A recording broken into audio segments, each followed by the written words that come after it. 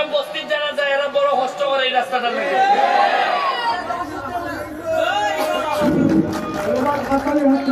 ভাই রে ভাই, বস্তির লোকের কপাল ফুললে গেছে রে ভাই, বস্তির লোকের কপাল ফুললে গেছে।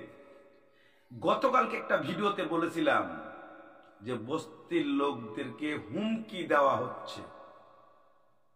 কি হুমকি দেওয়া হচ্ছে? যে হুমকি দেওয়া হচ্ছিল তাদেরকে এলাকা ছাড়া করা হবে। কিছু চাটকের দলরা আছে, কিছু হাইনার দলরা আছে, তারাই এই প্রশ্নটা উঠেছিল এবং এই প্রশ্নটা করেছিল গতকালকের ভিডিওতে, অবশ্যই আপনারা দেখেছেন। সেই চাটকদের মুখে কুত্তার ওইটা দিয়া দেখায় দিল ব্যারিস্টার সুমন, বস্তিবাসীকে কাদার মধ্যে আর যেতে হবে না, রাস্তা বরাদ্দ অর্ডার দিয়ে দিয়েছে।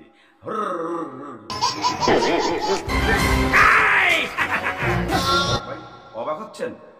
অবাক না, সত্য ঘটনা এবং আমি প্রমাণ করে দিব ব্যারিস্টার সুমন তাদেরকে রাস্তা করে দিচ্ছে, সলিং না ইট দিয়ে রাস্তা করে দিচ্ছে।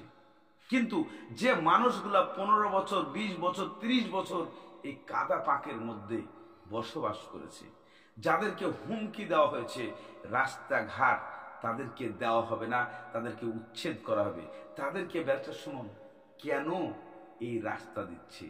দর্শক, এই রাস্তার ঘোষণাটা আপনাদের শোনাই, চলুন শুনে আসুন।